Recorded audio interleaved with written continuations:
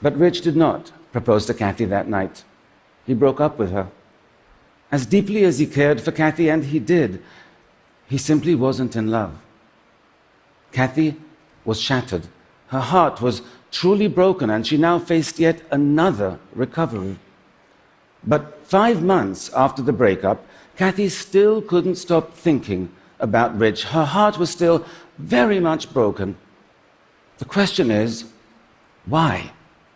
Why was this incredibly strong and determined woman unable to marshal the same emotional resources that got her through 4 years of cancer treatments? Why do so many of us flounder when we're trying to recover from heartbreak? Why do the same coping mechanisms that get us through all kinds of life challenges fail us so miserably when our heart gets broken? In over 20 years of private practice, I've seen people of every age and background face every manner of heartbreak.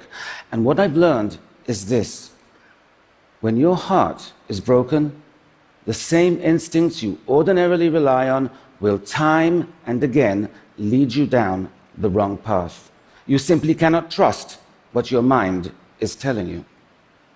For example, we know from studies of heartbroken people that having a clear understanding of why the relationship ended is really important for our ability to move on.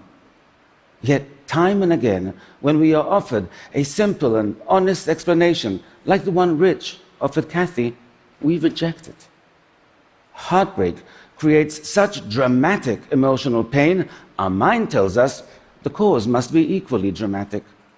And that gut instinct is so powerful, it can make even the most reasonable and measured of us come up with mysteries and conspiracy theories where none exist. Kathy became convinced something must have happened during her romantic getaway with Rich that soured him on the relationship, and she became obsessed with figuring out what that was. And so she spent countless hours going through every minute of that weekend in her mind, searching her memory for clues that were not there. Kathy's mind tricked her into initiating this wild goose chase, but what compelled her to commit to it for so many months? Heartbreak is far more insidious than we realize. There is a reason we keep going down one rabbit hole after another, even when we know it's going to make us feel worse. Brain studies have shown that the withdrawal of romantic love activates the same mechanisms in our brain that get activated when addicts are withdrawing from substances like cocaine or opioids. Kathy was going through withdrawal. And since she could not have the heroin of actually being with Rich, her unconscious mind chose the methadone of her memories with him. Her instincts told her she was trying to solve a mystery, but what she was actually doing was getting her fix. This is what makes heartbreak so difficult to heal. Addicts know they're addicted. They know when they're shooting up. But heartbroken people do not. But you do now. And if your heart is broken, you cannot ignore that. You have to recognize that as compelling as the urge is, with every trip down memory lane, every text you send, every second you spend stalking your ex on social media, you are just feeding your addiction, deepening your emotional pain, and complicating your recovery. Getting over heartbreak is not a journey. It's a fight. And your reason is your strongest weapon. There is no breakup explanation that's going to feel satisfying. No rationale can take away the pain you feel. So don't search for one. Don't wait for one. Just accept the one you were offered, or make up one yourself, and then put the question to rest, because you need that closure to resist the addiction. And you need something else as well.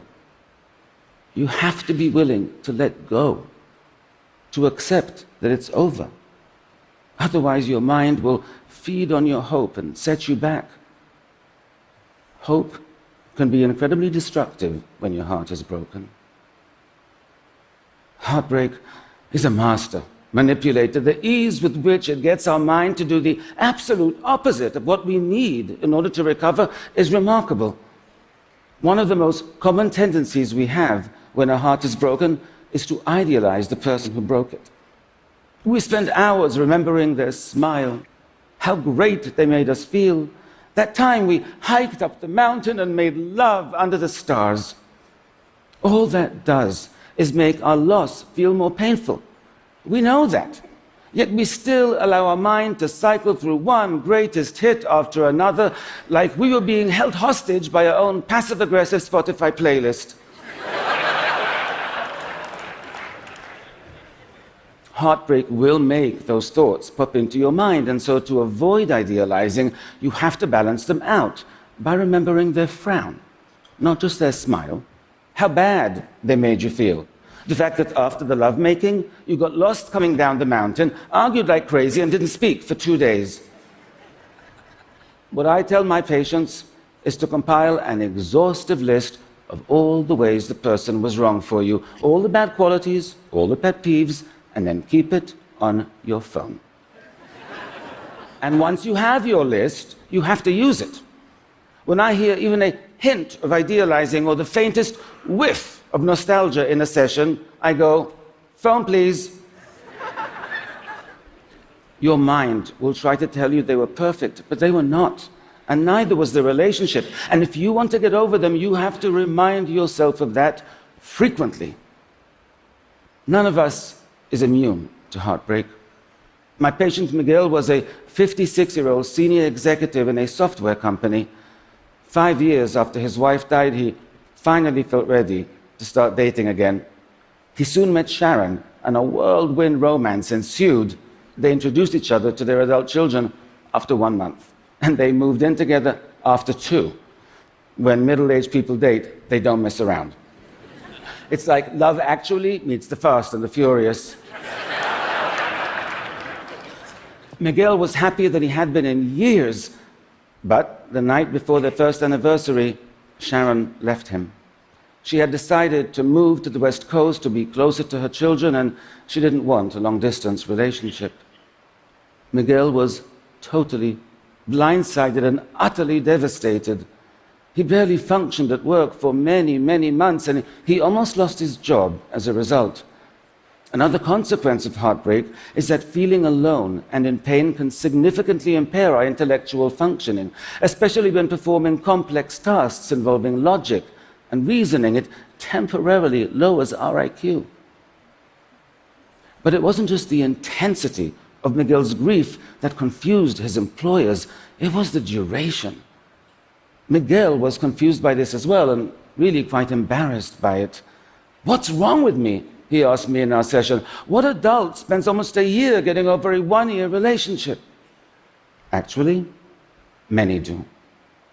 Heartbreak shares all the hallmarks of traditional loss and grief: insomnia, intrusive thoughts, immune system dysfunction. 40% of people experience clinically measurable depression. Heartbreak is a complex psychological injury. It impacts us in a multitude of ways.